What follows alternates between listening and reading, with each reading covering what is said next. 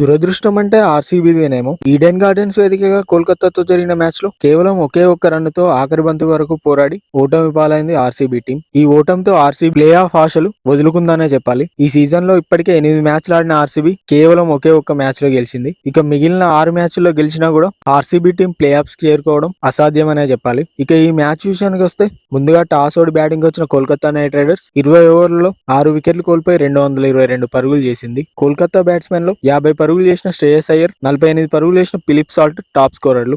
RCB బౌలర్లలో Cameron green, Yash Dayal చెరో 2 వికెట్లు తీసుకోగా సిరాజ్, ఫెర్గ్యూసన్ ఒక్కో వికెట్ తీసుకున్నారు. 223 పరుగుల లక్ష్యంతో బరిలోకి వచ్చిన ఆర్సీబీ టీం 20 ఓవర్లలో 221 పరుగులకు ఆల్అౌట్ అయింది. ఆర్సీబీ బ్యాట్స్మెన్ లో 55 పరుగులు చేసిన విల్ జాక్స్, 52 పరుగులు చేసిన పట్టిదార్ టాప్ స్కోరర్లు. కోల్కతా బౌలర్లలో రసెల్ 3 వికెట్లు తీసుకోగా సునీల్ నరైన్, హర్షిత్ రాణా చెరో 2 వికెట్లు, మిచెల్ స్టార్క్, వరుణ్ చక్రవర్తి ఒక్కో వికెట్ తీసుకున్నారు.